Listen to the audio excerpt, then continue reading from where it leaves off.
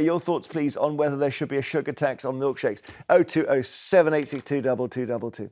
The government is planning to extend the tax on sugary drinks to include milkshakes and prepackaged coffees for the first time. At the moment, sugar taxes mainly apply to fizzy drinks, but Labour has now set its sights on milky beverages. We don't know how much the tax might be. It's expected the tax on sugary drinks will rise to 27% by the end of the Parliament. What about that, Angela? I think there's a completely ridiculous equivalence between fizzy drinks and milkshakes. First of all, milkshakes are not something you kind of quaff all day the way you might constantly replenish your Diet Coke. I think they do have some kind of nutritional content. They're not just sugar and water. They're based on milk. So you've got protein, you've got B12, you've got all those other things in. So milkshakes are? Milkshakes are still made with milk. Look at this. Is this healthy? This is a Yazoo strawberry shake, £1.29. What's it got in it? Has it got any milk in it? I doubt it's got any milk at all. Let me have a look. Well, then it can't be called a milkshake. Well, hang on a minute. It says here, contains milk. There you go. There we go. Thank you. Yeah, thank you. All right. Okay. Semi-skim milk. Skim milk. Sugar. Strawberry juice from concentrate. Flavouring. Stabiliser. Gluten gum. And some colour nightmare. The thing about milkshakes is if you drank those one after another, you'd be sick. And I know this because as a child, the reason I can't touch milkshake is I once had a full jug of one because I had a homemade one that I'd made and drank it all. Well, they are full of sugar. But there are lots of... The thing is, when you read out the list of ingredients, just for the additives alone, you wouldn't want children to drink them. But to be perfectly honest, sugar is the new nicotine. And the sooner we realise that, the better. We are absolutely clueless and thick about nutrition in this country. So here's a question for you. 100 millilitres, which is... So this, let's just see how much... So this looks to me like it's 200 millilitres, this thing. No, 350. All right.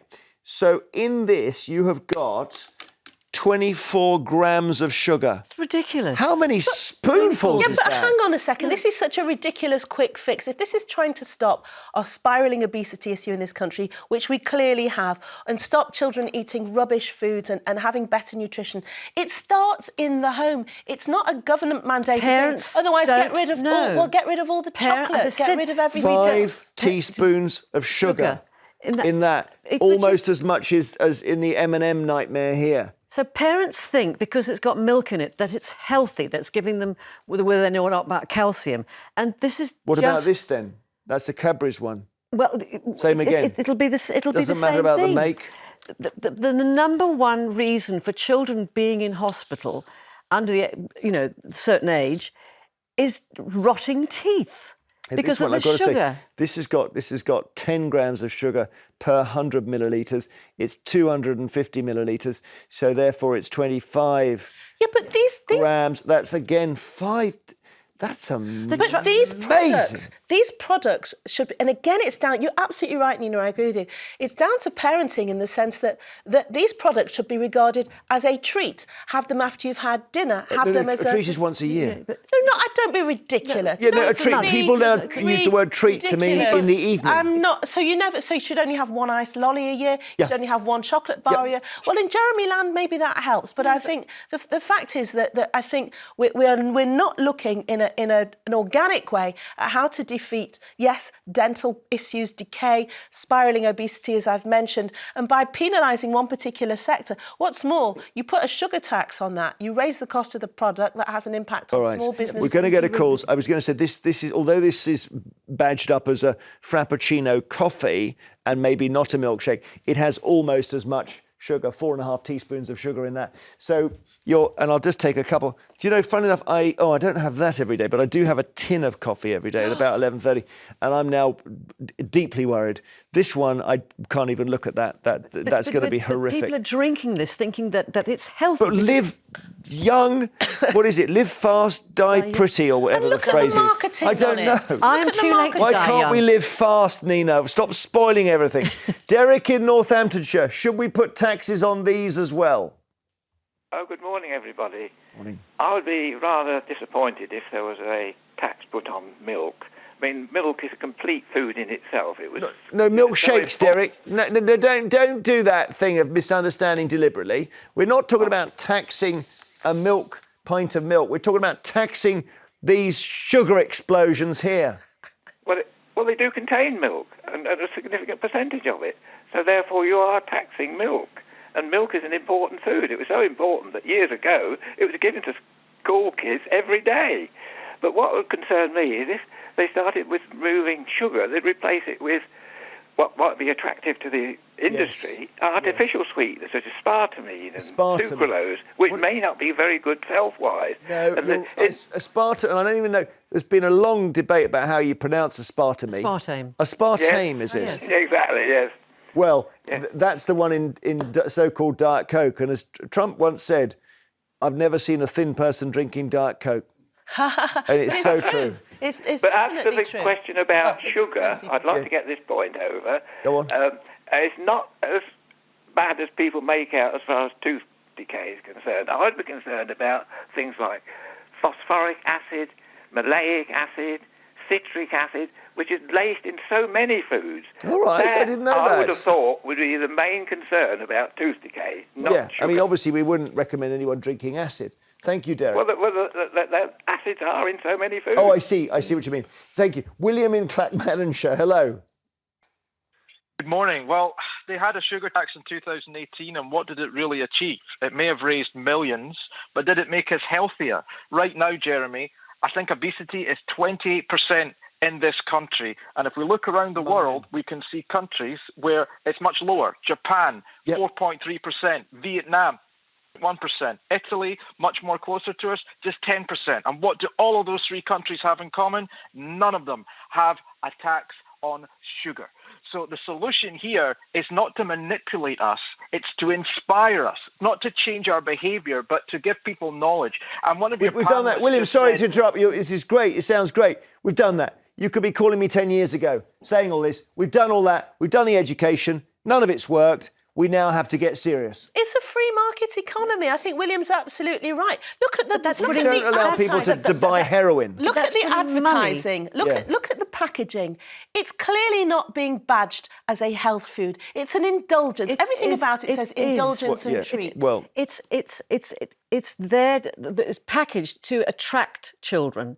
To attract, looks great. But the fact that they know there's milk, it's like parents giving their children fruit juice. Those fruit drinks. They're as bad for teeth as anything else. This might, because William's point, it is true that 28% of British men are obese. In the 60s, that figure was 1%. Yeah. That's amazing. And the difference is that in the 60s, we didn't have these. We also have a much more sedentary lifestyle because men are sitting and women are sitting there doing that all day. They're not on their bikes. I don't know if that's the reason. The countries that William was mentioning, Japan and Vietnam, they don't eat sugary things the way we do. They have a much healthier diet. Japan has a massive rate of stomach cancer because they have very salty foods.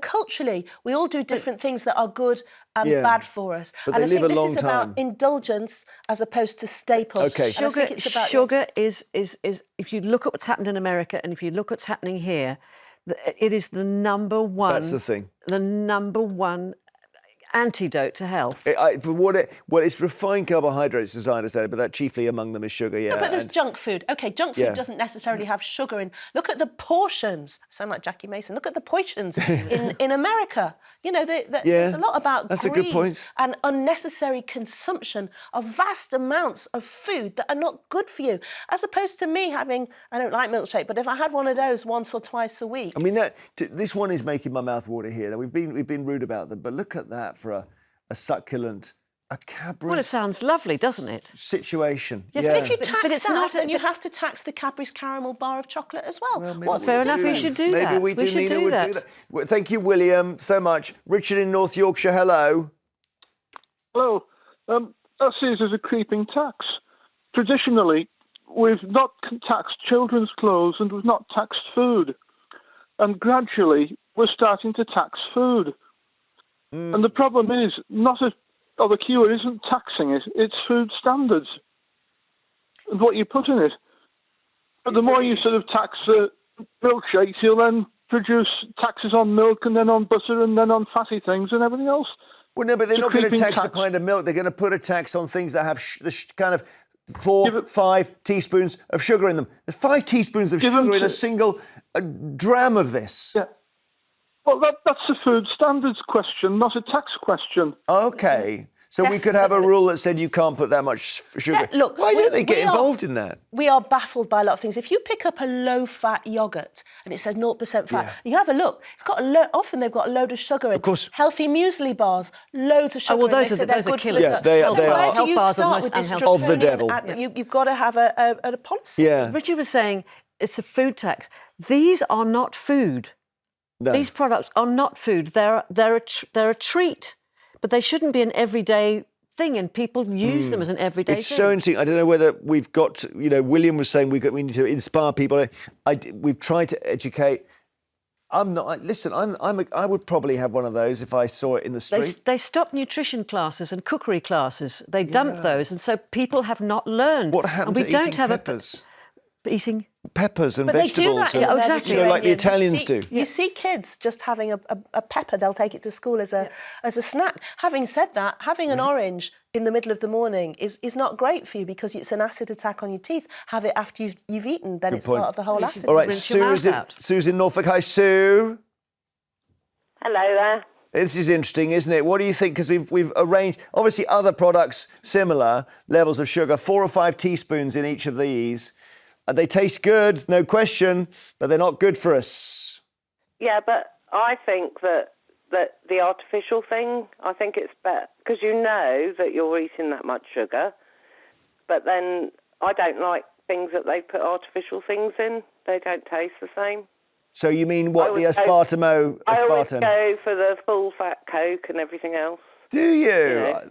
Yeah, because I'm beginning to doubt that Diet Coke is really Diet Coke. So there's a trade-off between calories and all the additives, and people make that call. But Sure. you're right about people that order like a plate of fish and chips. You see it at the seaside, and a Diet Coke because it mitigates the calories of the other stuff. Yeah. That's the thinking. Yeah. Yes, but Sue, you're Yeah. taking in. If you're drinking fat Coke, if you don't mind my calling it fat Coke. Yeah, I call it full-fat Coke, but I Full-fat, don't have it yeah. very often. Classic. Well, that's fine because then you're limiting it. But if you were to drink it every day, the effect it would have on your teeth and on your shape and your health would be quite damaging, surely. Would it? Yeah, but I probably have one a week or something. Oh, that's all right. I wouldn't worry about it. the But time of actually, there's a day. guy called Charlie Faulkner who was pretty enormous when he was in politics. He was Blair's key political mate.